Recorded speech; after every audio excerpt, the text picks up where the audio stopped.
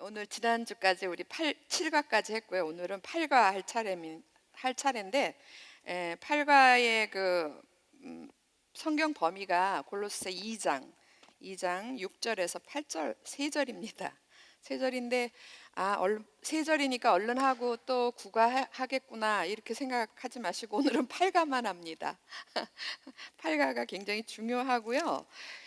제가 처음 시작할 때 골로새서 2장 8절이 조 목사님이 이거 골로새서 책 쓴 믿음에도 가짜가 있다의 전체 주제절이에요. 2장 8절이. 그래서 이 부분에 대해서 제가 좀 자세하게 말씀을 드리려고 한가밖에 못합니다. 자, 먼저 골로새 2장 6절에서부터 8절 다 찾으셨나요? 예, 그러면 우리가 한 목소리로 같이 읽어보도록 하겠습니다. 시작. 그러므로 너희가 그리스도 예수를 주로 받았으니 그 안에서 행하되 그 안에 뿌리를 박으며 세움을 받아 교훈을 받은 대로 믿음에 굳게 서서 감사함을 넘치게 하라. 누가 철학과 헛된 속임수로 너희를 사로잡을까 주의하라. 이것은 사람의 전통과 세상의 초등학문을 따름이요 그리스도를 따름이 아니니라. 아멘. 예. 제목이 뭐죠? 8과 제목이 그리스도를 믿는 믿음과 사람이 만든 종교 이렇게 붙이셨어요. 이제 일반적으로 성경을 골로새서를 가르치시는 분들 또 많은 책에는 골로새서의 주제는 참된 그리스도를 믿는 믿음, 참된 믿음에 대해서 그게 골로새서의 주제라고 가리켜요. 그러니까 정말 진짜 그리스도를 믿는다라는 건 무엇인가 이거에 대해서 가리키는 건데 제가 지난번에도 말씀드린 것처럼 진짜 그리스도를 믿는다라는 건 무엇일까 이렇게 얘기할 때는 뭔가 진짜가 아닌 뭔가가 있다라는 거죠. 그죠? 짝퉁이 있는 거예요. 그걸 이제 조 목사님은 가짜 믿음이라고 표현을 하는 거죠. 조 목사님뿐만 아니라 많은 성경을 가르치고 복음의 일꾼들이 요즘은 그렇게 많이 표현해요. 믿음에 가짜가 있다라고 그런 표현을 주저하지 않습니다. 그래서 제목이 그럼 진짜는 뭐고 가짜는 뭘까? 이제 딱 이렇게 제목에 다 나와 있잖아요. 진짜 뭐겠어요? 진짜는 믿음은 믿음인데 무엇을 믿는 믿음? 그리스도를 믿는 믿음. 예. 그리고 가짜는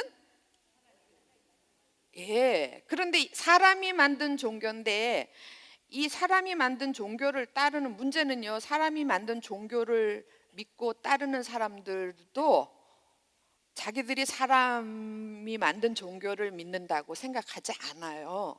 이분들도 우리는 예수를 따르고 우리는 하나님을 믿는다라고 생각하고 있어요. 그게 문제예요. 그러면 우리가 이 상황 속에서 우리가 어떻게 이거를 구별해야 되는가? 이게 이제 골로새서에 정말 자세하게 나와 있어요. 그래서 그거에 이제 무엇을 집중해서 공부해야 되는지 이해되셨죠? 예, 그냥 벌로 이런 말은 사투리라고 그러는데 벌로 그냥 슬슬 넘어가지 말고 정확한 이유와 주제를 알고 공부하는 게 굉장히 중요합니다. 자, 그리스도를 믿는 믿음이냐 아니면 사람이 만든 종교냐 이거는 여러분 마태복음 23장인가 그 뒷부분에 가면은 여러분 다 아는 비유가 있어요. 곡식과 가라지의 비유 아시죠? 예. 어느 농부가 자기 밭에 곡식을 잘 심었는데 누가 와서 가라지를 뿌리고 간 거예요. 근데 처음에는 몰랐죠. 그죠? 같이 자랄 때는 모르는 거예요. 근데 어느 시간이 지나면서 보니까 이상한 게 나오는 거예요. 그래서 좀 이렇게 이상한데 이게 저도 농사를 안 잡아서 모르는데 이 가라지는 곡식보다 튄대요. 이렇게 위로 쑥 웃자란데요. 그러니까 이거 웃자라서 보니까 이게 좀 이상하네. 그래서 주인한테 저거 다 뽑을까요? 그랬더니 주인이 하는 말이 뽑지 마라. 뽑다가 진짜 곡식까지 같이 뽑힐까 두렵다. 그냥 놔두고 언제 뽑아야 돼요? 추수 때에. 추수 때에 뭐부터 먼저 뽑겠습니까? 가라지부터 쫙 뽑아가지고 그거는 불에 태워버리고 나머지 알곡은 걷어서 창고에 드리고 이렇게 하라고 그게 알곡과 가라지의 비유예요. 여러분 이 알곡인가 가라지인가를 구분하는 선별 기준이 어디 있다고 생각해요? 키로 뭐 아니면 미모로 아니 뭐 그런 게 아니잖아요. 저는 이제 이런 예화를 들을 때 언변이 풍부하지가 않아 가지고 딸리는데, 그런 게 아니고 하나님이 보시는 선별 기준이 있다라는 게, 그게 뭐냐 이거예요. 이거 사람으로서는 판단이 안 되고 하나님으로, 제가 볼 때는 이따도 말씀드리겠지만 본인은 알 거고, 그 다음에 하나님이 아시는 하나님의 선별 기준, 그게 있는데, 그게 바로 그리스도를 믿는 믿음이냐, 믿음을 가졌느냐, 아니면 사람이 만든 종교인이냐, 그렇게 구별하는 거예요. 그리스도를 믿는 믿음을 가진 사람은 혹시 알고, 사람이 만든 종교를 따르는 사람은 가라지. 예. 그게 끝부분쯤 가면, 이 마지막 때가 되면 이게 보인다라는 거예요. 구별이 된다는 얘기예요. 근데 여러분, 정말 두려운 얘기는, 사실은 우리가 지금 살고 있는 이 시대가 바로 마지막 때인 거 믿으시죠? 예. 그래서 이게 요즘은 교회마다 이제 문제도 많고 여러 가지 일들이 있는 게, 이게 마지막 때이기도 하고, 이걸 선별하시려고 하나님께서 이제 마지막 작업을 하시는 것 같은 그런 느낌도 저는 좀 들어요. 예. 자, 그러면 본론으로 들어가 보도록 하겠습니다. 자, 제일 위에 참된 교사는 찾으셨죠? 예. 참된 교사는, 오늘 공부는 목사님이 공과에 아주 잘 적어 놓으셔가지고 오죽했겠어요. 본인이 쓰고 싶은 게 바로 요거였는데. 그러니까 제가 가능하면 공과에 충실하게 하겠습니다. 참된 교사는 그리스도를 믿는 믿음을 가르치고, 거짓 교사는 사람이 만든 종교를 가르친다. 뭐 더 설명 안 드려도 되겠죠? 그런데 그것이 이런 것 때문에, 이게 저 좀 주목해 보실래요? 이게 세상 속에서 믿는 자는 알곡이고 안 믿는 자는 가라지다, 이렇게 얘기하면 너무 쉽잖아요, 그건. 그래서 믿는 자는 다 어디로 와요? 교회 다니고. 예. 믿는 자의 외형적으로 보이는 표현이 뭡니까? 교회를 다니느냐 안 다니느냐, 이런 부분이 제일 두드러지잖아요. 그래서 믿는 자, 알곡들은 다 교회 다니고 가라지는 교회 안 다닌다, 이러면 너무 쉬운데, 문제는 이 믿는 자들이 모이는 이 교회 안에 알곡과 가라지가 있다라는 얘기예요. 그러니까 우리가 두렵고, 그러니까 사도 바울 서신마다 이런 얘기를 써놔요. 여러분, 심지어는 갈라디아서 3장에 보면 이런 얘기예요. 어리석도다 갈라디아 사람들아, 너희 눈앞에 예수께서 십자가에 달리신 것이, 못 박히신 것이 분명히 있는, 니네가 눈으로 밝히 보았는데 어찌하여서 누가 도대체 너희를 꾀가지고 이런 모양이 되니? 니네들 처음으로 성령으로 시작하지 않았어? 근데 왜 지금은 육체로 마치려고 그러니? 이러고 갈라디아에서는 아주 이렇게 얘기도 해요. 바울 서신 곳곳에 이런 사도 바울의 안타까움, 그런 부분들이 적혀져 있고요. 사실 사도 바울이 복음을 전하러 이방인들을 향하여 돌아다니는 데마다 사도 바울이 세워 놓은 교회들 속에도 이런 문제들이 있었어요. 그러니까 한번 아비의 심정이 돼보세요. 아비의 심정, 어미의 심정이 돼보세요. 그리고 더더구나 사도 바울은 하나님의 마음으로, 하나님의 눈으로 교회를 바라보고 성도를 바라볼 때 얼마나 안타까웠겠어요. 성령으로 시작해서 예수께서 십자가에 달려 돌아가시면서, 그러면서 구원해낸 너희들인데 도대체 왜 딴 길로 가는 거야? 왜 잘못된 길로 가는 거야? 그거는 아니야. 그거는 진짜 믿음이 아니고 거짓 믿음이라고 보다는, 솔직히 우리가 볼 때는 짝퉁이에요. 짝퉁. 보기에는 똑같은데 아니, 진짜가 아니라는 거예요. 짝퉁이라는 게 그런 거 아니에요? 보기에는 진짜 같은데 아닌 거죠. 예. 그래서 그 두 번째 줄에 보면은 그 결과 교회 안에 이 두 종류의 신자가 있다라는 거예요. 이분들도 신자라고 그러고 이분들도 신자라고 그러고. 여러분, 대표적인 예가 이스라엘이에요. 이스라엘의 유대인들이 자기들은 제일 좋은 믿음의 사람들이라고 생각하잖아요. 그런데 하나님의 눈으로 볼 때는 그거는 짝퉁이었어요. 이건 당당하게 얘기하셔도 돼요. 성경에 다 기록돼 있고, 오늘 이제 후반부에도 나오지만, 예수께서 3년 공생의 기간 동안에 예수님이 몸으로 맞서 싸웠던 게 유대 지도 종교자들하고의 싸움이었어요. 그러니까 삶의 사역의 상당히 많은 부분들이 그 짝퉁을 향해서, 거짓된 종교인들을 향해서 예수께서 그들을 깨뜨리려고 그러고, 그들을 경계하라고 그렇게 가르친 부분들이 그게 예수님 사역이에요. 그러니까 이거는 정말 진짜 우리가 우습게 보아 넘길 일이 아니에요. 정말 정말 중요해. 꺼진 불도 다시 보자. 자는 남편도 다시 보고 자는 아내도 다시 보자. 이 세상 속에서는 이런 말이 있는데 우리도 교회 안에서 그렇다고 해서 의심의 눈으로 볼 게 아니라 자기를 경계해야 돼. 자기를 지켜야 되고 그다음에 상대방을 향해서는 의심의 눈이 아니라 몽땅 다 무슨 눈을 가져야 되겠어요? 저 사람이 저 집사님 진짜야 가짜야 이러고 그런 식으로 보면 이거는 온전한 믿음이 아니에요. 그리스도를 믿는 믿음의 사람들은 그런 눈을 가지지 않아요. 자기한테는 혹독해. 내가 정말 참된 믿음을 가졌는가 아닌가에 대해서 자기 자신에 대해서는 혹독하지만 그렇지 않은 사람들을 향해서는 정죄하고 판단하고 비판하는 게 아니라 긍휼의 마음을 갖는 거예요. 믿으십니까? 이해되셨어요? 저분이 행여라도 혹시나 내가 사랑하는 장로님 이러면 죄수 장로님들이 많으셔가지고 내가 사랑하고 내가 존경하는 저분이 아니면 우리 심지어는 목회자들까지도 저분이 혹시라도 종교인은 아닐까? 사람이 만든 종교를 따르는 종교인이 아닐까?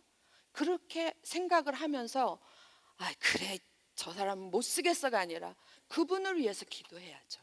기도하고 안타까운 마음으로 기도하고 또 내가 나의 그 가르침을 필요로 하는 사람이 있으면 그분께 나아가 그분을 위해서 기도하면서 사도 바울의 심정, 하나님의 심정으로 그들을 깨우쳐줘야죠. 전해줘야죠. 그러라고 쓴 거예요. 그러라고. 이거 서로 판단해가지고 칼자루 하나씩 쥐고 서로 판단해서 상처 주고 이러라고 하는 게 아니라 모두가 다 살자고 사도 바울이 여기다 이렇게 적어 놓은 겁니다. 하나님께서 그래서 주신 말씀입니다. 믿으십니까? 예, 제가 걱정이 돼서 이 말씀을 드리는 거예요. 우리가 이런 얘기 들으면 그냥 본능적으로 안 가르쳐줘도 판단 모드로 들어가.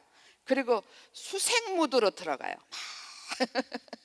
저 사람은 어떻지? 이러고 수색 모드로 들어가고 자기한테는 한없이 관대하고 이건 잘못된 태도입니다. 자, 그래서 여러분 그럼 참된 그리스도를 믿는 믿음은 뭐고 사람이 만든 종교는 뭔가를 그걸 설명해 놓은 게 세 번째 줄부터예요. 세 번째 줄 찾으셨나요? 예, 우선 그리스도를 믿음은 뭐냐?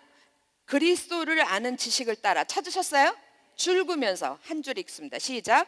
그리스도를 아는 지식을 따라 복음에 합당하게 주님을 섬기는 사람들, 주님을 섬기는 제자들, 이 사람들의 믿음이 그리스도를 믿는 믿음의 사람들이, 그러니까 그리스도를 믿는 사람들한테는 이런 모습들이 나타난다라는 거예요. 그리스도를 충분히 알아. 그리스도를 아는 지식에 충분해요. 그리고 충분하다는 충분한 곳까지 가려고 노력하죠. 예.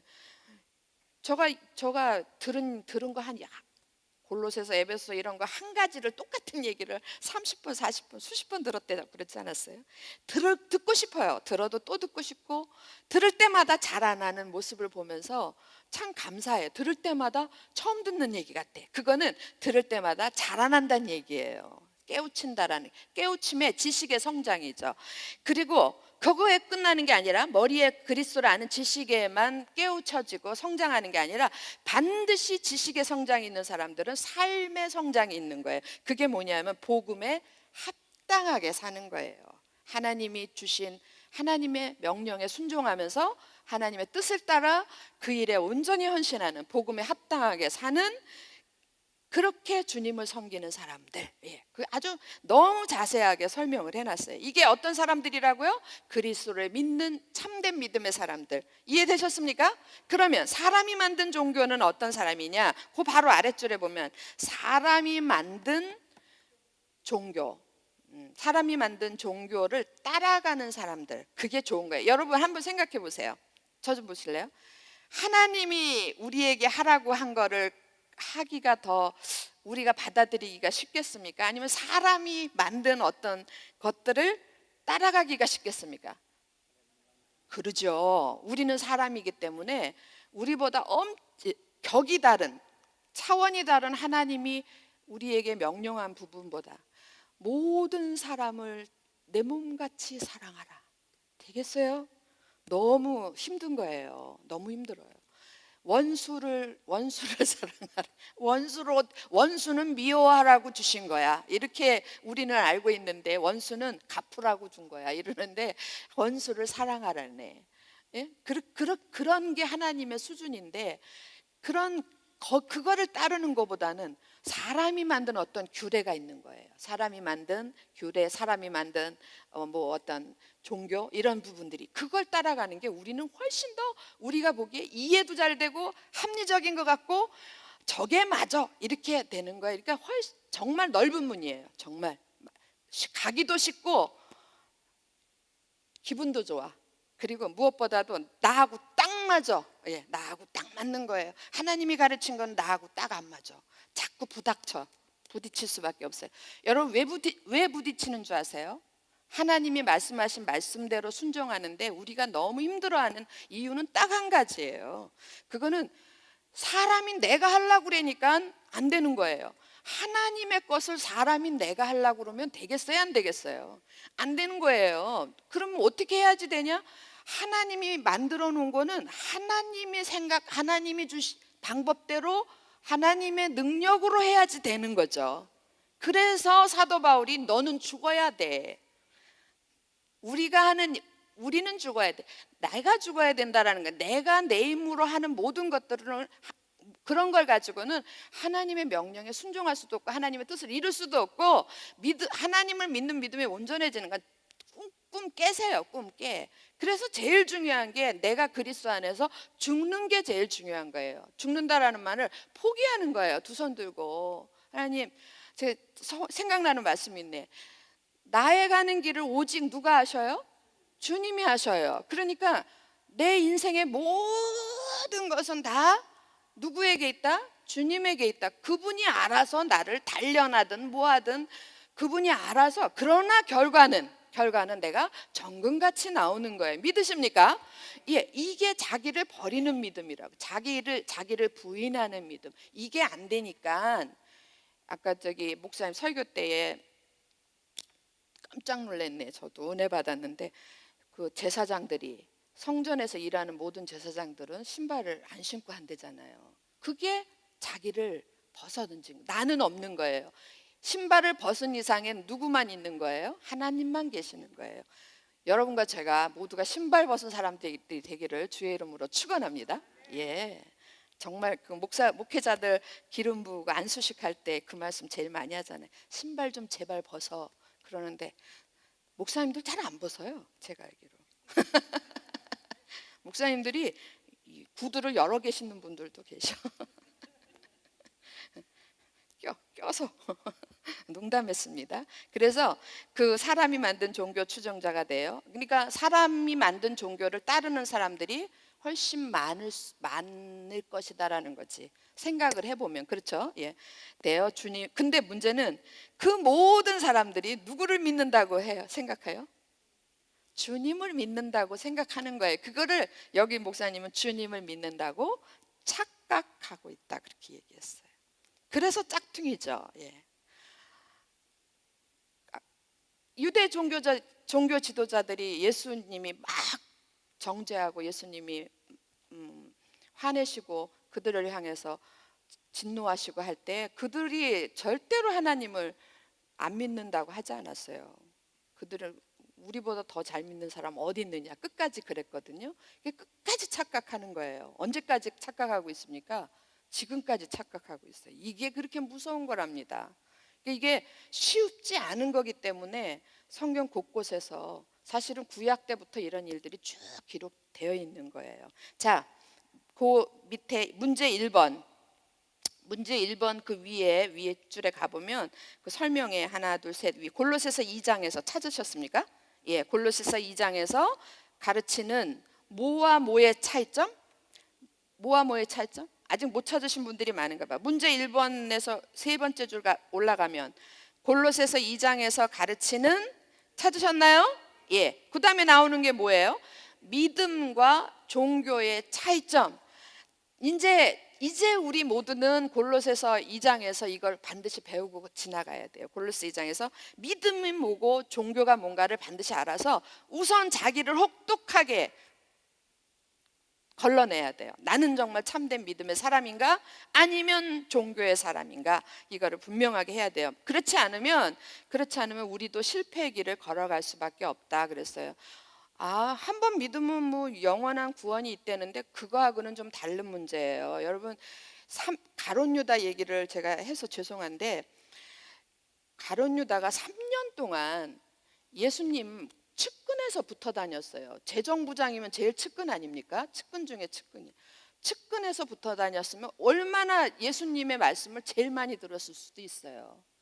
그런데 그 사람은 그 예수님이 가르치는 그 가르침이 귀에 안 들어왔어요.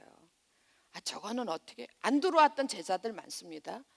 예를 들어 오병이어의 기적에서 빌립도 이게 무슨 도움이 되겠습니까? 이렇게 자기 생각이 들어가면서, 이게 가룟 유다는 그가 거기 서서 이렇게 돌아가면 빌립처럼 이렇게 주님께로 다시 돌아가면 문제가 없는데, 그 가룟 유다는 저거는 합리적이지 않아, 저거는 효율적이지 않아, 이런 생각을 계속 가졌던 거죠. 그러니까 결과적으로 여러 가지 요인이 합쳐져 가지고 완전히 주님을 떠나버리는, 누군데 측근 중에 측근이고 제자, 3년을 따라다녔던 제자마저도 이런 일을 겪어요. 근데 하물며 우리는요, 이렇게 개방된 사방에서 온갖 말씀이라고 하는 것들, 하나님 말씀이래, 뭐 복음이래, 뭐라고 막 쏟아지는 이 홍수 속에서 우리가 이거를 선별하고 살아남으려면 정말 깨어 있어야 될 줄로 믿습니다. 정신 바짝 차리셔야 돼요. 그래서 문제 1번 오겠습니다. 그렇다면 거듭난 그리스도인이라면 어떻게 살아야 하는가? 2장 6절 한번 다시 한번 읽어볼까요? 시작. 그러므로 너희가 그리스도 예수를, 네, 여러분이 거듭난 그리스도이라면 어떻게 살아야 되겠습니까? 사도 바울은 한마디로 얘기해요. 너희가 진짜 그리스도 예수를 주로 받았냐? 주로 영접했고 그렇게 받아들였냐? 그렇다면 이렇게 살아. 한마디로 뭐라 그래요? 그 안에서 행하되, 예수 안에서 살아야 돼. 그러면 예수 안에서 산다라는 건 곧 무엇인가? 이거를 목사님이 그 밑에 적어 놓으셨어요. 그리스도를 찾으셨어요. 그리스도를 구세주와 주인으로 믿었다면 그리스도 안에서 살아야 된다. 그리스도 안에서 산다라는 얘기는 이거예요. 그리스도가 통치하시고 다스리시고 주인 되신 신앙으로 살아야 된다. 그러니까 그리스도가 주인이고 결과적으로 너는 없다, 이런 얘기예요. 네가 없는 사람으로 살아야 돼. 우리가 구원의 변화에서 구원의 1변화, 구원의 2변화 제가 설명드렸죠. 구원의 두 가지. 안 들은 것처럼 얘기하실 때마다 저는 기쁩니다. 기분 안 나쁘고. 구원의 1변화, 구원 측면에서 믿음을 본다면 구원의 1변화, 2변화예요. 하나는 옮기심이라 그랬어요. 옮기심. 또 하나는 만드심. 이게 다 변화예요. 변화. 옮기는 것도 변화고 만드는 것도 우리 입장에서 보면 변화예요. 어떤 변화냐? 우리가 사망의 자리에 있었던 우리를 자리를 옮겨주는 변화예요. 어디로 옵니까? 생명의 자리로 옮겨왔어요. 할렐루야.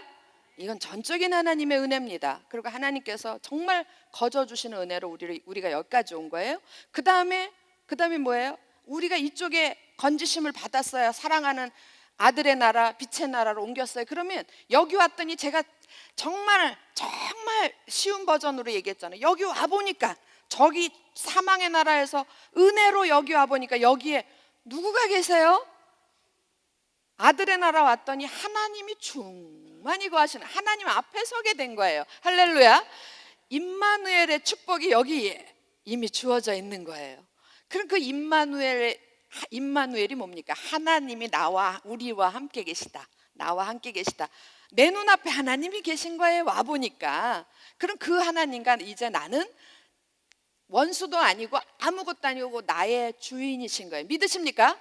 나의 주인이시고 나의 아버지시고 그분과 그 하나님과 나는 이제 화목한 자가 된 거예요. 그랬으면 하나님 앞에 자녀로 화목한 자로 하나님 임마누엘의 은혜 안에 거한 사람은 거기에 합당하게 변화돼야 되겠죠. 그래서 어떤 사람으로 만들어 가냐면 거룩하고 흠이 없는 자로, 여기에 하나님 앞에 서 있으면서 어떻게 옛날에 있던 사람처럼 그렇게 살아가겠습니까? 그럴 수는 없는 거 아니에요. 옛사람의 옷을 다 벗어버리고 정말 하나님 앞에 경건한 모습으로, 거룩하고 흠없는 모습으로 만들어져 가야 돼요.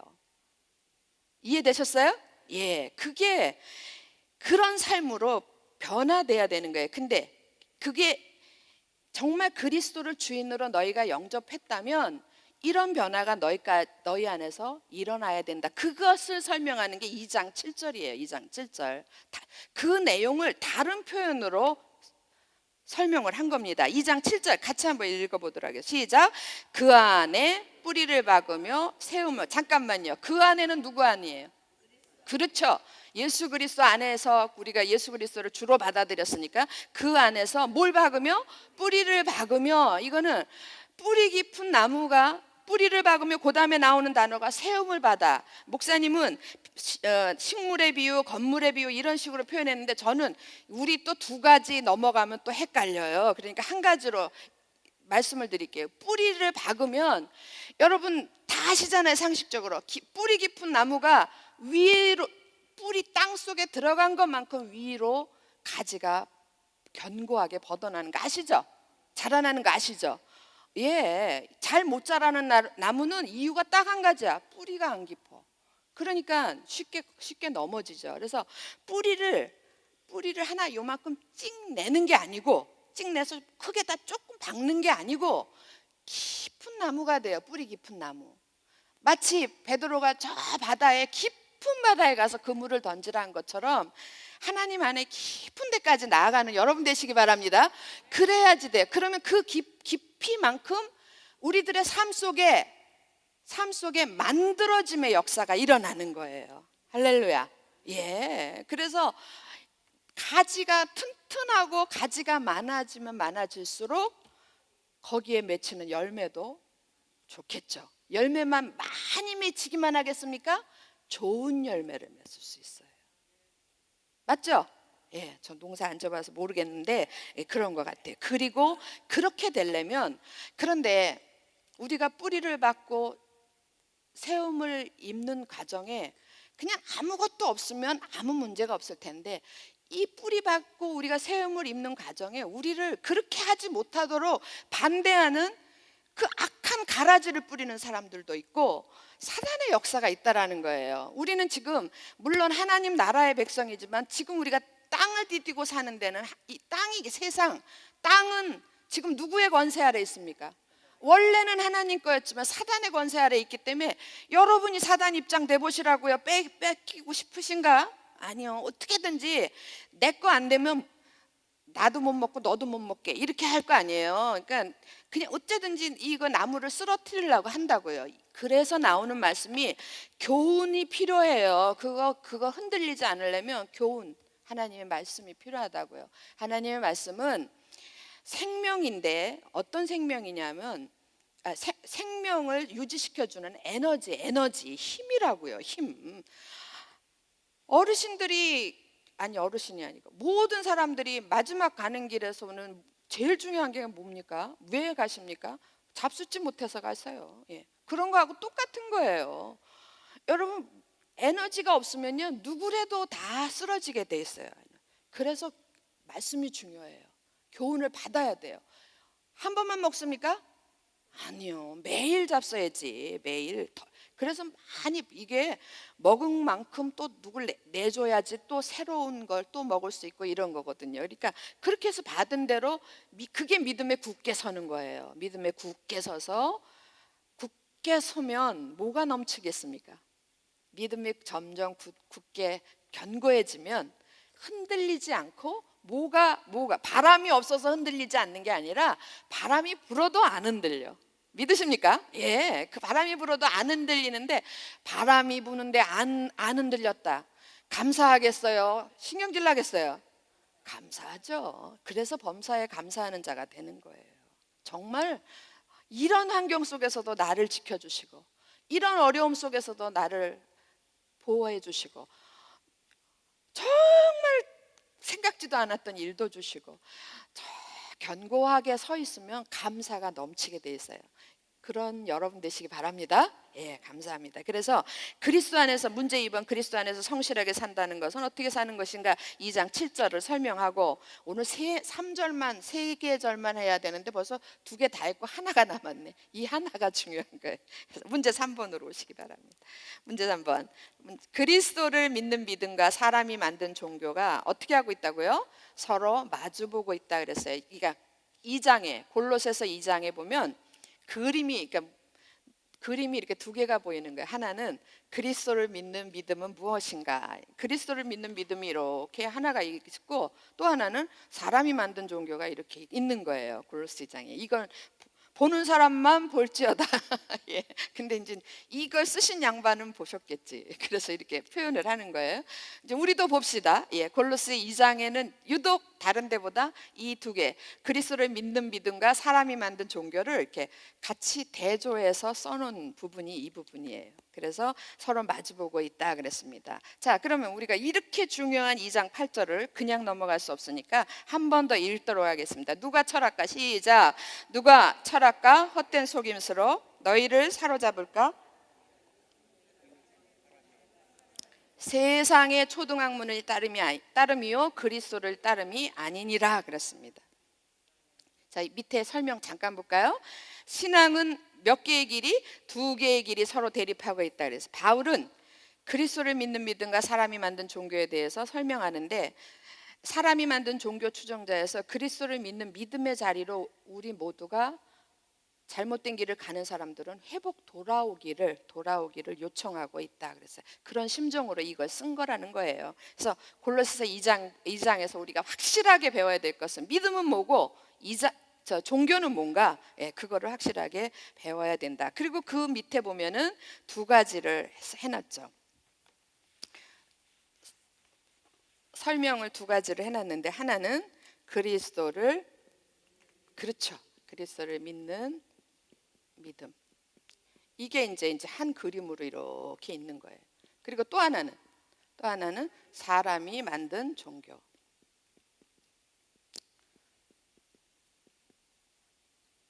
이렇게 있는 거예요.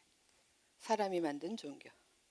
자, 거기 다 친절한 금자씨, 친절하게 그렇게 다 써놨는데, 그리스도를 믿는 믿음 하고 옆에 뭐라고 해놨습니까? 지혜와 지식에 보하다 그랬어요. 이 말씀은 2장 3절에 있어요. 2장 3절 볼까요? 2장 3절. 자, 2장 2절부터 제가 읽도록 하겠습니다. 이는 그들로 마음의 위안을 받고 사랑 안에서 연합하여 확실한 이해의 모든 풍성함과 뭘 깨닫게? 하나님의 비밀인 그리스도를 깨닫게 하려 함이라. 우리 다 잊어버리셨겠지만 사도 바울이 이렇게, 나는 복음의 일꾼이고 교회의 일꾼이다. 내가 교회의 일꾼 된 것은 하나님의 말씀을 이루려 함이라. 이렇게 얘기하고, 그리고 그 하나님의 말씀은 비밀이다. 하나님의 말씀은, 지금 사도 바울은 누구에게 이 얘기를 하냐면 이방인들을 향해서 하는 거예요. 이방인들한테 얘기하면서 그건 비밀인데, 왜 비밀이냐면 옛적 사람들한테는 이거를 안 알려줬다. 근데 이제는 모든 믿는 자들 가운데 나타나셨다 이러면서 조금씩 문을 여는 거예요. 그 비밀이 뭐냐? 알고 싶지? 그 비밀은 예수 그리스도시다. 이렇게 얘기하고, 그 예수 그리스도는 바로 하나님께서 꿈꾸시고 하나님께서 소원하신 영광의 소망이시다. 하나님의 뜻이 다 누굴 통해서 이루어진다 그 얘기예요? 그리스도를 통해서 이루어질 것이다. 그렇게 이야기를 하고, 여기까지 이해되셨어요? 예, 이건 지난번 공부한 걸 제가 요약한 거예요. 그리고 2장 3절에 뭐라 그러냐면, 그 안에 예수 그리스도, 비밀이신 예수 그리스도 안에는 뭐가 감추어져 있어요? 지혜와 지식의 모든, 뭐라 그랬어요? 보물, 예, 모든 보화가 감추어져 있다. 감추어져 있다라는 것은 가질 수 있는 자만 가지는 거예요. 예, 얻는 자만 얻는 거예요. 어떤 사람이 얻겠습니까? 침노하는 자가 얻을 수 있는 거예요. 믿으십니까? 예. 예수 그리스도 안에 딱 들어가 보니까, 저기 있다가요, 예수 그리스도 안에 딱 하나님 나라로 와보니 그리스도 안에 나라, 사랑의 아들의 나라로 와보니까요, 여기에 보물이 가득 있네. 그거 주워다 팔 생각하지 마시고, 막 주워다면 생각하지 마시고, 그 보물의 정체가 뭐냐면 지혜와 지식의 보화라 그랬어요. 그러니까 딱 그 말씀으로 보는데 눈으로 보이는 건 아니겠죠? 뭔가 사람의 그 인격이나 심령 속에 있는 그런 뭐가 있는 거예요. 그거 세 가지를 목사님이 요약해 놓은 게 첫 번째 뭡니까? 그 밑에 있잖아요. 여러분 공과에 다 있어요. 예, 뭡니까? 첫 번째가 그리스도의 뭐예요? 할례. 두 번째가 그리스도의 침례. 또 세 번째가 그리스도의 몸. 주님 안에 들어와 보니까 주님 안에 그냥 지혜와 지식의 보화가 있는데 감추어졌던 거야. 보는 자만 보는 거예요. 근데 그걸 본 자들이 공통적으로 깨닫는 게 뭐냐면 그리스도의 할례, 그리스도의 침례, 그리스도의 몸이야. 너무 어려워. 할례는 그럼 우리 골치 아파 죽겠어요. 할례는 뭐고 침례는 뭐고 몸. 침례는 알겠죠. 근데 그것이 뭐 모든 사람들 다 교회 나가고 믿습니다 이러고 뭐 학습문답 뭐 그런 거 하고 나면 침례 다 주고 그런 게 보물인가? 이렇게 생각하는데 이게 이제 의미가 있다라는 거죠. 그리고 그리스도의 몸까지. 보통은 우리가 이거는 잘 생각을 안 해요. 근데 여기까지가 이게 그리스도를 믿는 믿음인데, 저는 이제 여러분들한테 이해를 돕기 위해서 이 세 가지는 그리스도인의 그 증명이죠. 증명. 표시라고도 해도 돼요. 근데 이 표시는 하나님이 보실 수 있는 표시예요. 하나님이 인정하는 표시예요. 하나님만이 아까 왜 알곡인가 그 가라진가 구별할 때에 그 하나님이 기준을 갖고 계시다는, 이게 하나님이 기준 갖고 계시는 기준이에요. 할례, 침례, 몸. 이 사람이 나라는 이양진 속에 그리스도의 할례가 있는가? 할례의 표식이 있는가? 침례의 표시가 있는가? 몸의 표시가 있는가? 이게 세 개 있으면 합격. 세 개가 있는 사람들은요 절대로 사람의 만든 종교를 따라가지 않아요. 뭔지 아시겠습니까? 왜 가룟 유다고 뭐고 흔들렸다가 주님을 떠나고 사람을 만든 종교를 따라가는 사람들은 이 세 가지가 분명하지 않기 때문에 그래요. 아예 없거나 들은 것 같은데 저게 뭐지? 정확하게 알지 못하거나. 그러니까 없는 거나 마찬가지죠. 표시가 없는 거나 자기 소유가 되지 않으면 이 세 가지가 내 속에, 이거는 보여줄 수는 없어. 제가 집사님들한테 이렇게 보여준, 여기 할례 표시가 있어. 이게 구약 시대에는 몸에다가 표시를 줬잖아요. 아시죠? 그런데 신약에서는 표시가 없어요. 그래서 무슨 할례라고 그럽니까? 그리스도의 할례는 마음의 할례예요. 마음에 있는 걸 어떻게 보여드려요? 제 마음에. 저는 분명히 할례가 있는데, 할례의 표시가 있는데 여러분들한테 보여드릴 수는 없어요. 그러나 누구는 아십니까? 하나님은 제가 그리스도의 할례를 표시를 가지고 있는 걸 알고 계세요. 믿습니다. 여러분도 그런 표시가 다 있기를 바랍니다. 똑같은 원리로 그리스도의 침례의 표시, 똑같은 원리로 그리스도의 몸된 자의 표시가 있는 거예요. 있어야 돼요. 예, 그게 그리스도를 믿는 믿음이라는 거죠. 그러면 여기에서 그냥 제가 이제 더 이해를 돕기 위해서 그리스도의 할례의 표시는 그러면 어떤 건가? 자기가 없는 거. 사도 바울이 즐겨 쓰는 표현, 자기 부인. 주님이냐 나냐예요. 그러니까 그 할례라는 거는 몸의 일부를 이렇게 딱 잘라가지고 생명의 근원인 일부를 잘라서 나는 죽었다. 그런데 그리고 나는 죽은 사람인데 내가 이렇게 사는 거는 내가 하나님의 자녀로 사는 것이다. 그런 표현이거든요. 그러니까 우리가 마음의 할례를 어떤 그 할례의 표를 가졌다라는 건 나는 없는 거예요. 나는 없고 이제 내가 사는 건 누구로 사는 거예요? 그리스도. 예. 그래서 주인이 절대 내가 아니에요. 그리스도의 할례가 있는 사람들은요 절대 자기가 주인 아니에요. 자기 인생의 주인이 누구세요? 예, 그리스도시고 하나님이시고. 믿으십니까? 여러분 속에 이게 아멘이 됐고 여러분 속에 이게 확실하게 이해가 됐고 인정이 됐다면 여러분은 그리스도의 할례의 표지를 가진 분들이에요. 근데 이거는 야 봐라 나 가졌다 이러고 보여줄 수 없는 거잖아요. 얼마든지 또 가짜로도 얘기할 수 있어요. 이거는 왜냐하면 남들이 하나도 못 보는 거니까 나 가졌어, 너 그리스도의 할례 표시 가졌니? 이러면 자기는 안 가졌는데 뭔지도 모르면서 나도 가졌어 이럴 수도 있는 거죠. 그죠? 정확하게 하시는 분은 하나님밖에 없어요. 그죠? 그런데 세월이 가면 이거를 다른 사람들도 볼 수 있어요. 왜냐하면 그리스도의 할례나 그리스도의 침례나 그리스도의 몸 이 표시로 사는 사람들은요 삶이 달라져. 어떤 삶을? 거룩하고 흠없는 삶으로 삶이 변화가 되거든요. 그 변화를 보고 알 수 있는 거예요. 아, 저 사람은 그리스도 할례의 사람이구나. 저 사람은 침례받은 사람, 그리스도의 침례가 있는, 물속에 들어갔다 나오는 침례식이 아니고 침례 증서가 아니고 저 사람 속에는 그리스도의 침례가 있구나. 저 사람은 그리스도의 몸으로 사는 사람. 이거를 어느 시점이 되면은 삶을 통해서 다른 사람들도 볼 수 있어요. 깨달을 수 있다고요. 여러분 저한테 그리스도의 할례의 모습이 보입니까? 그렇다고 해주세요. 어쩜 그렇게 소리가 작습니까? 예. 이렇게 얘기하는데. 예. 그다음에 그리스도의 침례. 이제 그리스도의 할례 이해되셨어요? 그리스도의 할례의 표시를 가진 사람은 절대 자기 인생을 자기 거라고 생각하지 않아. 그럼 누구 거예요? 하나님 거. 그러니까 당연히 누구의 말씀에 순종해요? 하나님 말씀 따라. 내가 사는 거 이리로 가라면 가고 저리로 가라 하지 말라면 안 하고, 왼뺨 때리면 오른뺨 내놓으라 그랬으니까 왜 오른뺨 내놓고 그냥 그렇게 돼버려요. 예. 그리스도의 침례는 그럼 뭐겠어요? 그리스도의 침례는 그리스도와의 연합이에요. 연합. 자기 부인이 된 사람은요 이게 꼭 뭐라 그럴까, 쌍둥이 같아. 자기 부인이 된 사람은 그냥 손의 앞면이 자기 부인이 됐다 그러면 뒷면 손등이 딱 만들어지는 것처럼, 손의 등처럼 뒷면처럼 동전의 양면처럼 뭐가 생기냐면요, 아니 나는 내가 사는 게 아니야. 그리스도가 사는 거야. 그럼 그리스도 생각도 못도 다 그리스도와 같이 사는 거잖아요. 그러니까 그리스도와 연합될 수밖에 없는 거예요.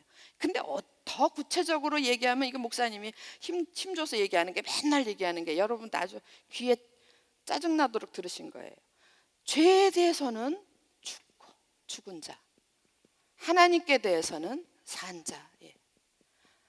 다시는 죄의 모습으로 돌아가고 싶지 않고 잘 돌아가지지 않아야 되는데, 아까도 말씀하셨지만 어떻게 하나님을 믿고 할례 받고 침례 받고 이랬다라는 사람이 어떻게 그런 삶의 모습을 만들 수가 있는가?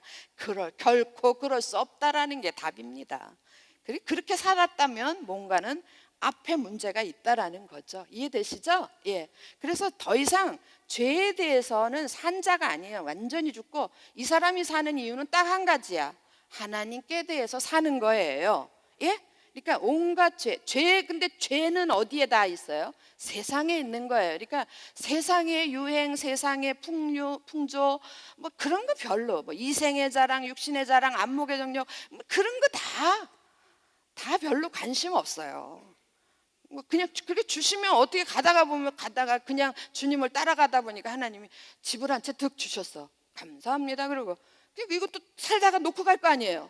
짊어지고 갈 거 아니니까 그냥 그 상태로 그냥 감사한 거예요. 그걸 주셔가지고 어마어마하게 뭐 돈 벌었네 어쩌네 이런 게 아니고, 그 차원이 달라요. 차원이.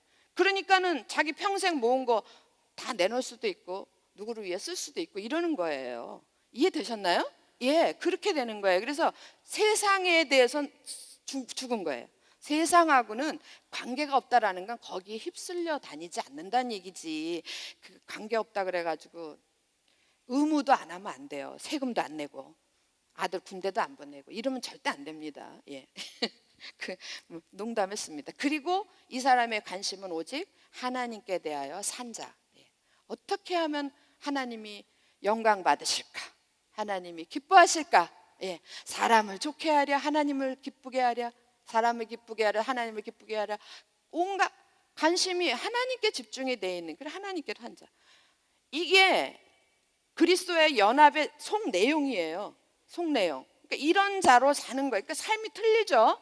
그러니까 어떻게 보면 그리스도 할례는 그 자기 속에서의 문제고, 이 연합도 물론 자기 속에서의 개인의 문제이지만 이거는 삶에서 표현되어지는 거죠.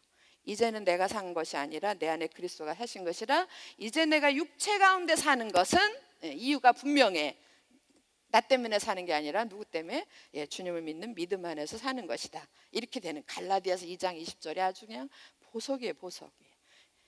이해되셨나요?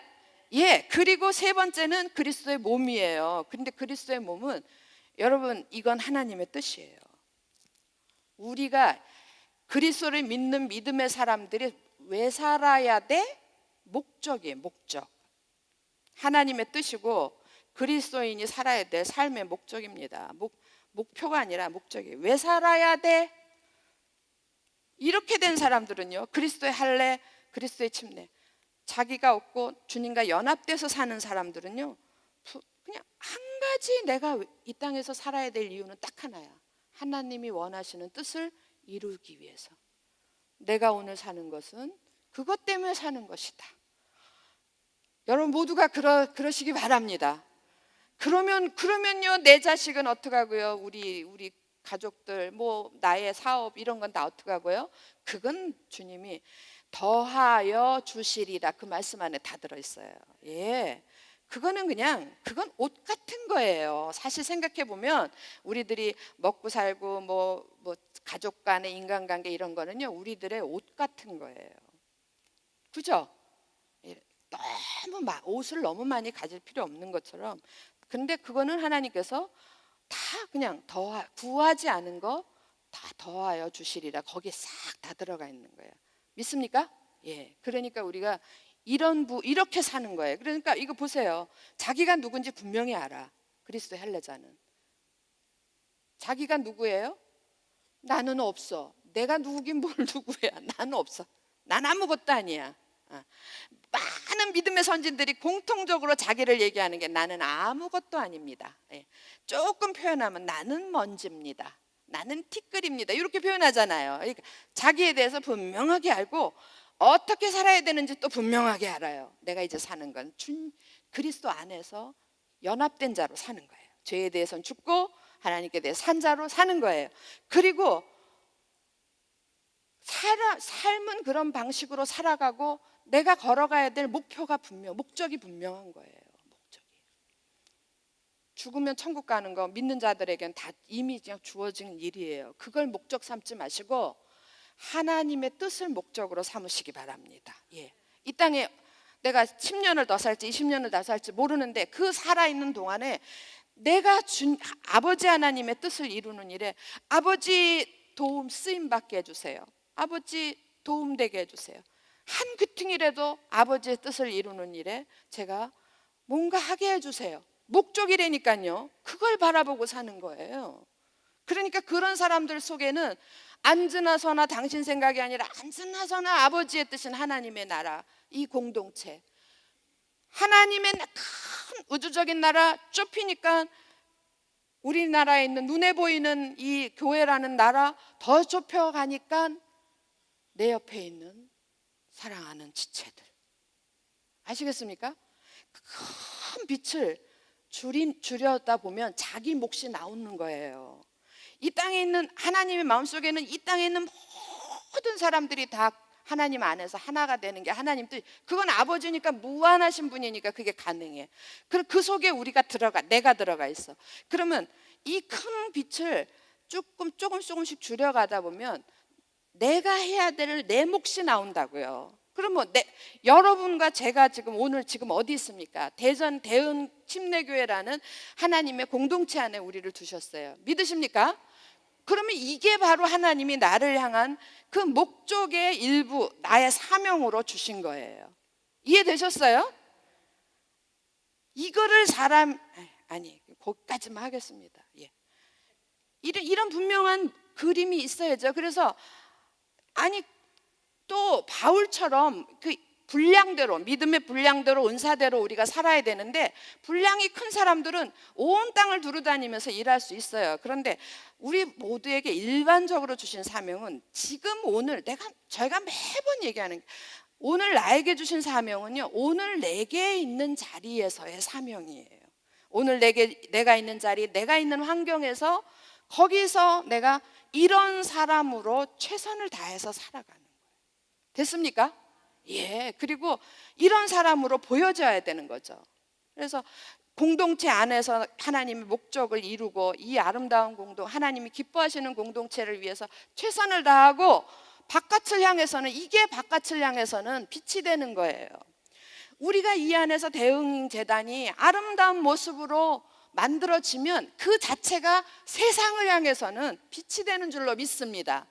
근데 이 빛이 여기에 모여 있을 때만 빛이 아니라 나가면은 동서남북 온 대전시 각 빛이 흩어지는 거죠.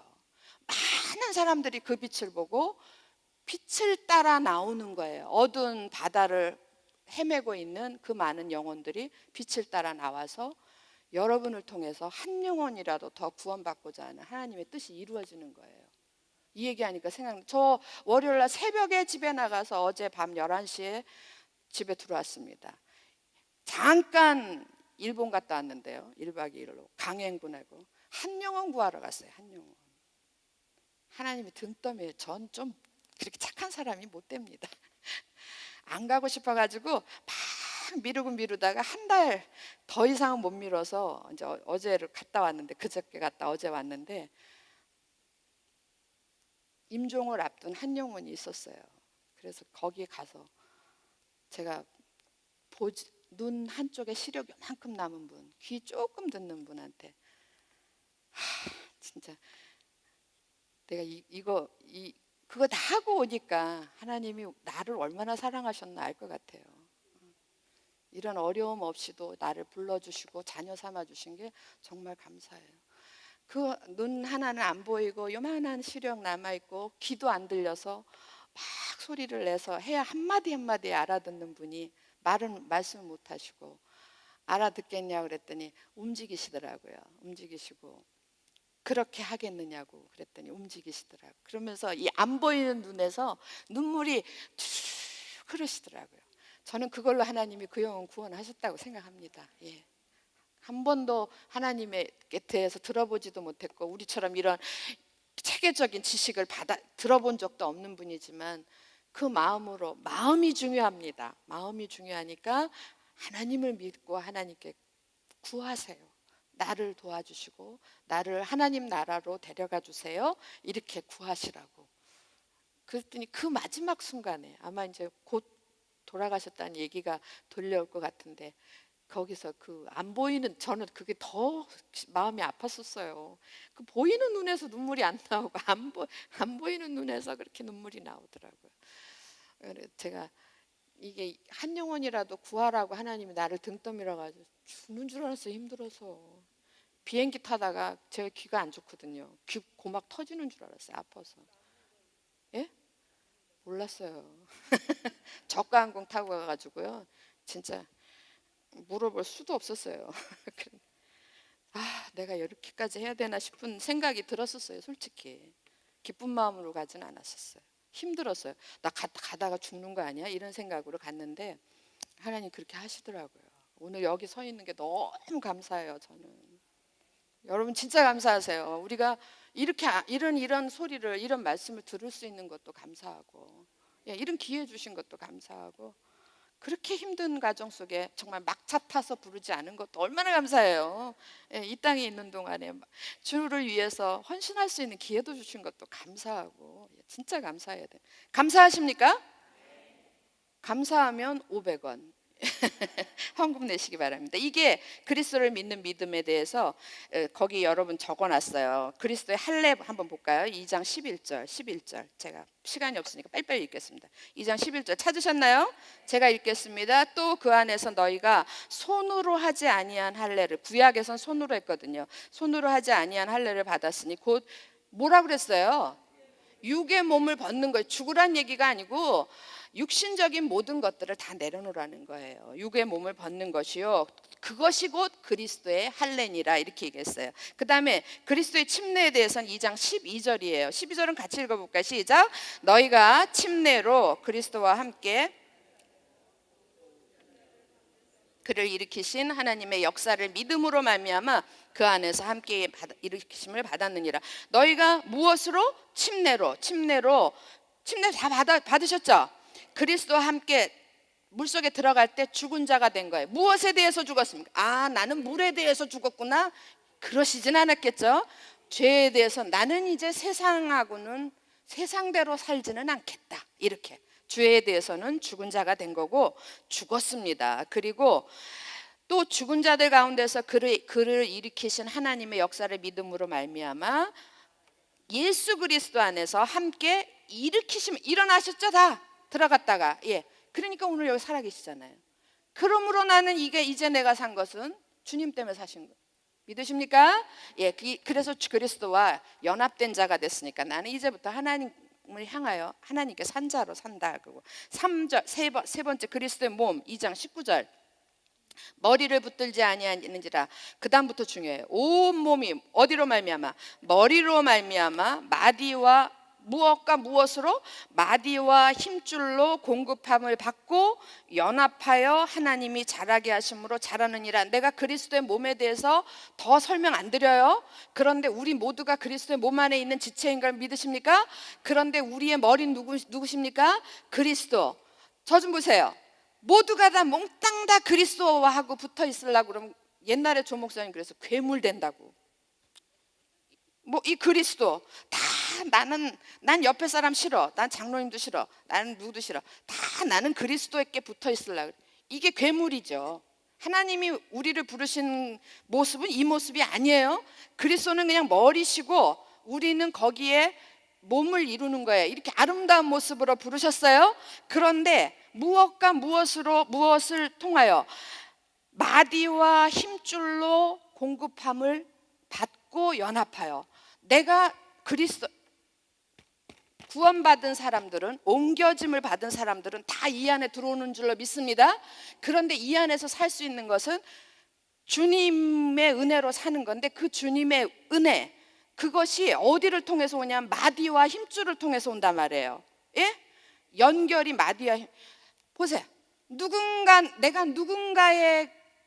나의 마디고 나의 힘줄이야. 누군가가. 이해되셨어요? 그 누군가가 나의 마디고 나의 힘줄이고, 그래서 그분이 없으면 내가 이 몸에 있을 수가 없어. 죽어. 왜냐하면 그리스도로부터 이렇게 공급이 안 되니까요. 이해 안 되면 정말 안 되는데 굉장히 중요한 얘기예요. 굉장히 중요한 얘기. 물론 우리가 하나님께 기도하고 개인적으로 나아갈 수 있어요. 그러나 하나님은 그것만으로 우리를 온전하다고 얘기 안 하세요. 우리를 다 공동체로 안으로 집어넣고 우리가 서로 엮어져야 돼서 주님이 분명히 주시는 건데, 누구를 통해서 주냐면 누군가의 나의 마디, 누군가의 나의 힘줄이 있단 말이에요. 믿으십니까? 그분이 없었더라면 오늘 내가 없는 거예요. 똑같은 원리로 나는 누군가의 마디와 힘줄이 되어야 돼요. 나는 누군가로부터 마디와 힘줄로부터 받아서 나는 지금 잘 살고 힘을 얻었는데 끝! 좋은 사람이 나쁜 사람이 절대 있을 수 없어요. 우리 그러면 안 돼요. 그러면 나를 기다리는 누군가가 있어야 되는데 그 사람은 공급하면 못 받는 것밖에 안 되잖아요. 사명감을 갖고 누군가를 위해서 꼭 가르치라는 것은 그것만이 다가 아니에요. 무슨 이렇게 해가지고 여기다 대고 판서에다 대고 우리 장로님 은사가 있어서 그렇게 가르치라고 하는 그것만이 공급을 하는 게 아니라 마음과 마음의 연결, 우리 배웠죠? 서로 마음을 주는 거예요. 사랑을 주고 섬기고, 그렇게 해서 연결하는 게 내가 누군가의 마디가 되고 누군가의 힘줄이 되고, 그래서 우리는 모두가 다 알고 보니까 다 거미줄처럼 엮여져 있네. 다 엮여져서, 그래서 연합하여, 이렇게 연합한 사람들 속에 누가 역사하냐면 하나님이 끝부분을 말해서 연합하여 자라게 하시는 이는 누구예요? 그냥 우리는 연합했을 뿐이에요. 우리는 연합했을 뿐인데 에너지가 위에서부터 그리스도로부터 다 와. 모든 필요한 게 다 오고 그걸 가지고 하나님이 거기서 역사하셔서 우리를 자라게 하시는 거예요. 예. 나는 내가 잘하려고 애를 안 썼는데도 어느 날 보면 많이 자라나 있어요. 또 얼마나 중요한 원리인지 몰라요. 우리가 이렇게 성인인 사람은 키가 180인 사람은요 발도 큽니다. 그죠? 예. 어린애들은 발도 작아요. 자기는 발 크고 큰 발 좋다 그래서 발만 노력한다고 커지지 않아요. 뭐가 커야 발이 큽니까? 몸이 커야 발이 크는 원리예요. 이해되셨죠? 그러니까 누구가 제일 중요해요? 혹시 옆에 계신 저분은 내가 마음속으로 나를 힘들게 하고 내가 싫어하는 저 사람이 나의 마디고 나의 힘줄이 될 수도 있어요. 진짜 꼴보기 싫은 내가 다시는 안 만나고 싶은 사람이 내가 마디가 되어줘야 되고 내가 힘줄이 되어줄 그 대상일 수도 있어요. 뭔지 아시겠죠? 너무 어려운 걸 부탁하는 것 같아서 죄송한데 이게 우리에게 주신 하나님이 우리에게 주신 사명이에요. 근데 이게 된 사람들은 자기가 없는데 뭐 아무러면 어때? 내가 전해줄 사람이 아무러면 어때? 아무하고나 붙잡으면 어떠냐고요. 근데 자기가 살아있는 사람은 사람을 고른다니까요. 저 지체는 안 되고 저 집사님은 안 되고 이러고 곤란해요. 곤란해. 그럼 그 사람 뭡니까? 아직 할례가 온전치 않아. 자기가 아직도 살아있다라는 얘기예요. 이해되셨나요? 이게 너무너무 중요하지 않겠어요? 그러니까 그리스도의 할례가 그래서 중요하고 그리스도와의 침례, 내가 주님 안에서 나는 이미 죽었다가 살아난 자야. 하나님이 시키는 대로 다 할 수 있고 아무렇지도 않아. 됐죠? 예. 이게 그래서 중요한 거예요. 그리고 나머지 사람이 만든 종교에도 세 가지가 있잖아요. 하나는 뭡니까? 그래서 내가 오늘 한가밖에 못한다는 얘기 하잖아요. 첫째, 이것도 똑같이 세 가지로 정리했어요. 하나는 뭡니까? 형식주의. 유대교가 제일 중요한 대표적인데 오늘날 교회 안에 형식주의가 제일 많아요. 형식주의 또는 이거를 전통주의라고 얘기하는 분들도 있고 그래요. 이게 전통을 중요시해요. 규례 이런 걸 중요시하죠. 사람이 만든 규례, 사람이 만든 전통 이걸 형식주의. 두 번째는 뭐예요? 두 번째는 체험주의. 체험 아시죠? 봤다, 꾸었다, 봤다. 예, 그래 자기가 경험한 거. 근데 이 경험한 게 다 신기하게 신비해. 그래서 이걸 다른 표현으로 신비주의라고도 해. 신비주의.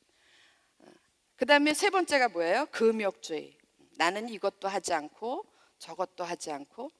여러분 이거 후딱 보세요. 이제 시간이 없어서 이건 또 나올 때 한 번 더 할 거니까 후딱 보면 형식주의, 체험주의, 금욕주의. 여기는 제목이 다 뭡니까? 앞에 뭐가 있어요? 그냥 할례가 아니라 그리스도의 할례. 침례가 아니라 그리스도의 침례. 그냥 몸이 아니라 그리스도의 몸. 근데 여기는 형식주의, 체험주의, 금욕주의는요. 내가 쓰진 않았지만 사람이 만든 거예요. 우리가 속에 나도 들어가잖아요. 우리가 만든 규례를 우리가 지켜야 돼. 뭐보다 앞섭니까? 하나님 말씀보다 앞서요. 지난번에 PSP 대표분 오셔가지고 아주 당당하게 얘기하시더라고요. 여러분 성경 하나님보다 성경이 앞서면 안 된다. 그런 얘기까지 해요. 그런 얘기까지 하시더라고요. 맞는 얘기예요. 어떤 사람은 성경이 우상이 돼. 나 성경 100도겠다? 그러니까 나무시하지 말아라. 100도 가면은 뭐 다 온전해집니까? 아니잖아요. 그거는 하나님보다 성경이 우선시된 거예요. 그런 케이스가 있어요. 이해가 안 되시는 것 같은데 제가 마음이 바빠가지고 형식주의, 체험주의, 금욕주의 공통적인 건 나 봤다, 나 경험했다, 나 이런 거 안 한다. 다 뭐하고 관계돼 있습니까? 사람. 사람하고 관계되어 있어요. 여기는 그리스도하고 관계되어 있고요. 그래서 형식주의, 체험주의, 금욕주의, 나중에 한번 그리스도의 몸을 할 때 다시 그때 자세하게 하기로 하고, 여기에 숨겨진 악마 같은, 그러니까 암 같은 두 개의 존재가 있는데, 하나는 외식이에요. 외식이 뭔지 압니까? 우리 오늘 저녁에 뭐 먹을까 이런 게 외식이 아니고, 외식이 뭐예요? 사람에게 보이려고, 그게 외식이에요.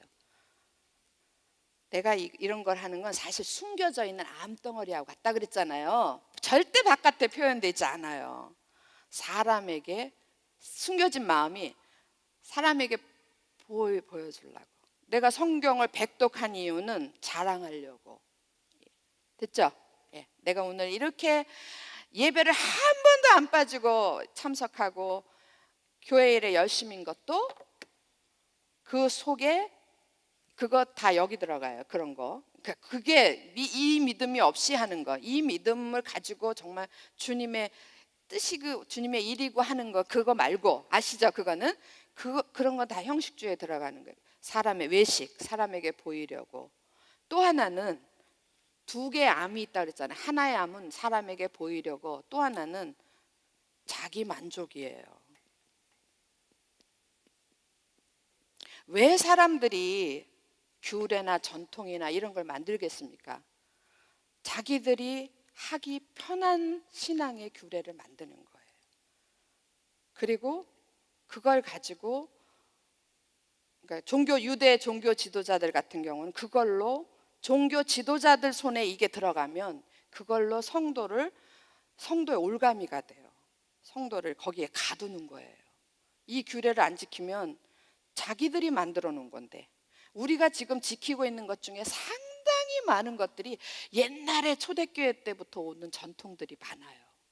그리고 우리 오면서 그게 굳어지고 더 붙는 거야. 붙고 조금씩 옷을 갈아입어요. 자기들이 편한 대로 세대에 따라서 옷을 갈아입지만 사실 속에는 다 자기들이 편한 대로, 자기들의 생각대로예요. 이해되셨습니까? 그래서 결국 무엇을 위해서? 자기 만족을 위해서. 여러분 체험해 보신 분들 계시죠? 얼마나 만족감 있는지 몰라요. 이제 내가 신앙인이 된 것 같아. 그리고 아주 그냥 자랑스러워요. 그리고 이렇게 봅니다. 집사님 보면서 속으로, 차마 겉으로는 얘기 못하고 속으로 이러는, 집사님 이거 해봤어? 환상 봐봤어? 예언 해봤어? 막 이런 식으로. 대놓고 자랑은 못하지만 굉장히 만족스러워요. 이런 것들. 금욕주의도요. 40일 금식, 사실은 자기 생명을 내놓고 하는 거거든요. 그 에너지 근원을 끊잖아요. 금욕이에요. 그러면서 다 하고 나면 자기 속에 어떤 마음이 생기냐면 정말 낮아지고, 이게 바탕이 돼서 그 40일 금식을 해야지. 주님은 이게 바탕이 되는 상황 속에서 했으니까 하나님의 뜻을 이루는 일에 그 일에 쓰임 받은 거고, 그렇지 않고 하면, 이게 없이 금욕주의로 들어가면요, 다 자기 만족이에요. 해봤어? 저는 3일 금식하고도 되게 자랑스럽더라고요. 3일 금식 해보셨나? 안 해보고는 말씀하시지 말어. 이렇게 얼마나 그런 것들이에요. 그러니까 이게 딱 제 느낌에는 이 사람이 만든 종교, 이걸 따르는 사람들 속에 이렇게 두 개의 보이지 않는 암덩어리가 두 개 있는 것 같아요. 근데 이게 하나는 외식이고 하나는 자기 만족인 거예요. 잘 들여다보면 결과는 어떤 건지 기대하시라. 개봉박두. 예, 그다음에 여기까지가 오늘. 그리고 이제 밑에 문제 4번은요 이런 거죠. 4번은 사람이 만든 종교와 가르침의 정체는 무엇인가? 2장 8절에 오른쪽으로 오셨습니까? 25페이지. 예, 목사님 뭐라고 썼냐면 2장 8절에서 그거는 철학이고 헛된 속임수다. 그래서 한마디로 그건 가짜다. 여러분, 철학은 사람이 만든 겁니까? 하나님 주신 겁니까? 사람의 생각이 다른 사람보다 좀 생각을 많이 해가지고 이렇게 모아놓은 게 철학이에요. 사상이에요, 사상. 그러니까 하나님이 볼 때는 철학은 아무리 좋은 거라 그래도 그거는 소견에 지나지 않아요. 소견. 하나님이 보실 때는 어떤 철학이라도 소견에 지나지 않는다고요. 이해되셨나요? 그리고요, 어떤 것, 이런 모든 것들은요 다 헛된 속임수예요. 이거 사람들이 할 수 있다니까요. 그 이해가 뭐예요? 애굽에서 10가지 재앙할 때 지팡이를 휙 던졌더니, 모세가 던졌더니 뱀이 됐어. 애굽 술객들도 마술사도 휙 던졌더니 거기도 뱀이 됐네. 할 수 있다니까요. 어느 만큼 헛된 속임수예요. 설령 이게 이제 이러면 이제 그럼 성령의 역사를 무시하는가? 여러분, 성령의 역사하고 이 헛된 속임수하고 구별하는 딱 한 가지 구별점이 있어요. 그건 뭐냐면, 이 사람들이 그거를 하고 자기를 자랑하면 헛된 속임수야. 자기를 위한. 하나님을 자랑하고 하나님의 영광을 나타내면 그거는 성령의 역사야. 이해되셨어요? 예. 그런데 보세요. 세상 막 신비주의, 체험주의 해가지고 하는데 보면요, 그때 따라오는 게 뭐냐면, 그거를 하는 사람들이 높임을 받아요. 우상이 된다고요.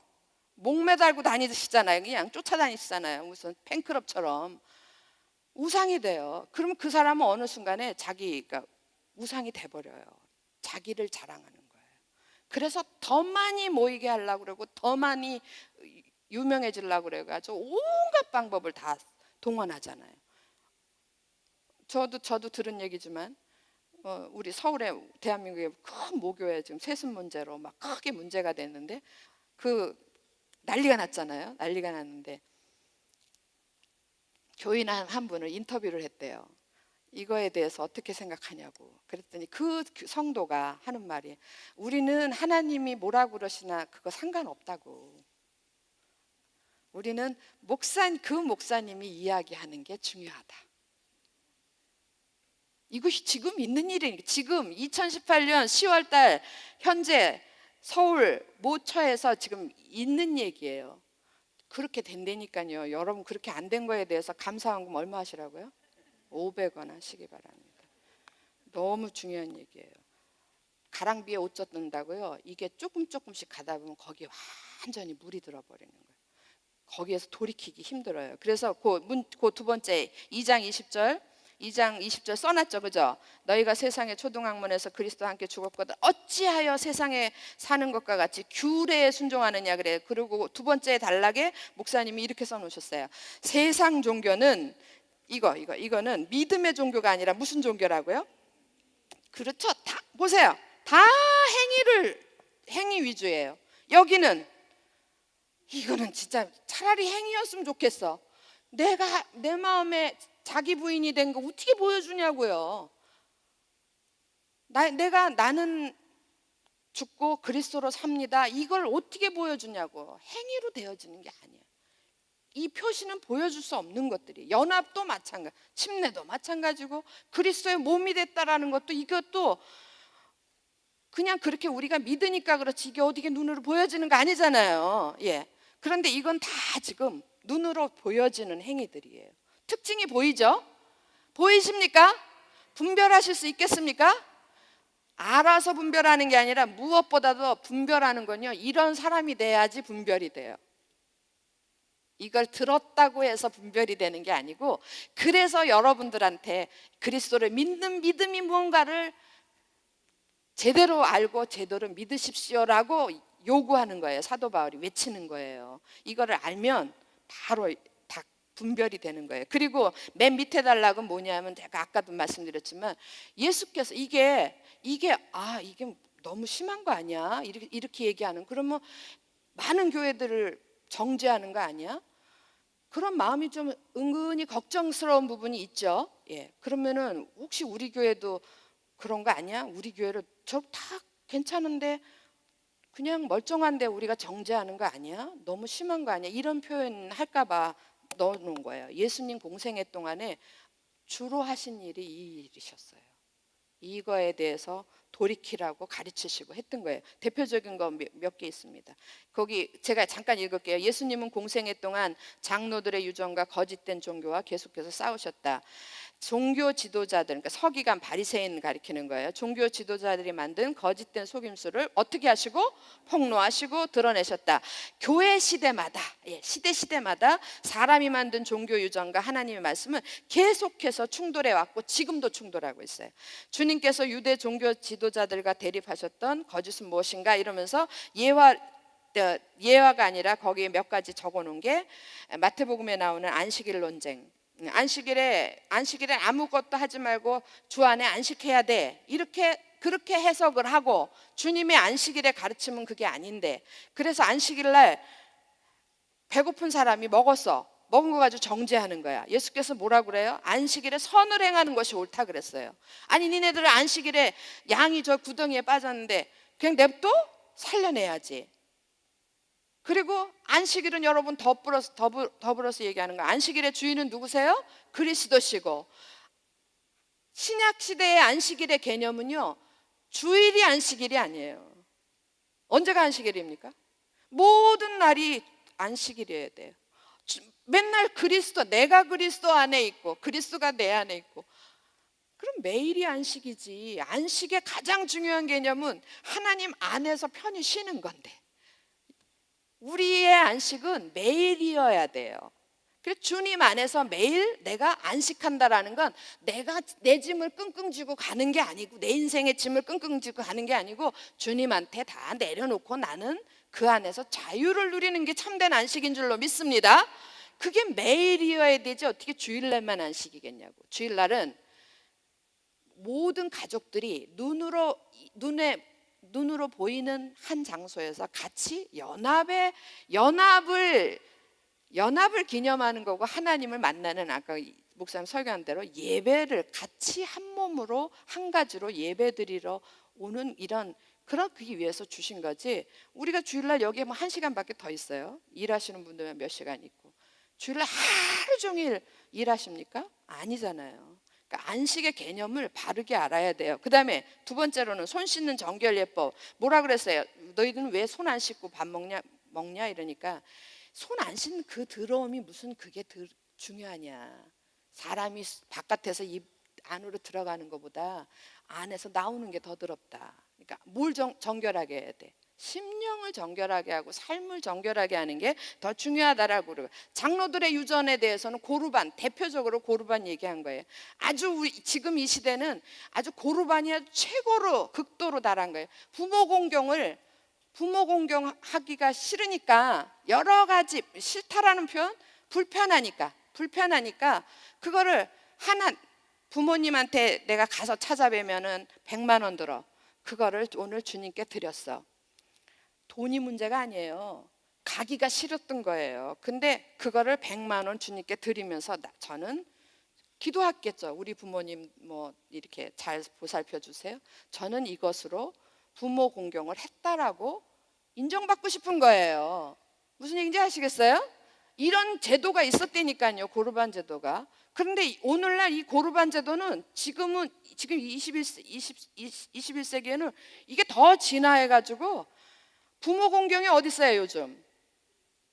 대한민국 오늘 우리 시점에서 부모 공경이 어디 있어요? 완전 뒤집어졌어요. 자식 공경으로 완전히 뒤집어져서, 와, 이건 정말 심각하다. 더 얘기할 거리도 없어요. 이거는 부모 공경이 어디 있습니까? 어제 제가 거기 간 것도 자식 공경하시다가 그렇게 되셨고, 자식들이 안 돌아보니까 제가 간 거예요. 타고 돈 들여가지고 100만 원 들었습니다. 진짜 100만 원 들었네. 그런 상황이 벌어지는 게 요즘이에요. 이 고르반 제도, 이게 진짜 문제입니다. 그 다음에 헤롯 성전과 주님의 성전, 마지막이에요. 헤롯 성전 뭡니까? 사람이 만든 성전이에요. 대흥교회 이 성전 뭡니까? 사람이 만든 성전이에요. 예수께서 말씀하신 성전은 이 성전의 개념이 아니죠? 어디 계십니까? 이게 성전이에요. 그리고 또 어디 계십니까? 우리 여기. 예. 또 어디 계십니까? 우리 안에. 아시겠죠? 이런 참된 진리 가운데 거하지 못하니까, 이 성전에 여기 예전에는요, 여기 올라가면 혼나죠. 예. 여기 신발 다 벗고 올라가야 돼요. 어떤 집사님이 청소하다가 여기에 그 여기를 닦던 걸레로 여기를 닦았던가 봐요.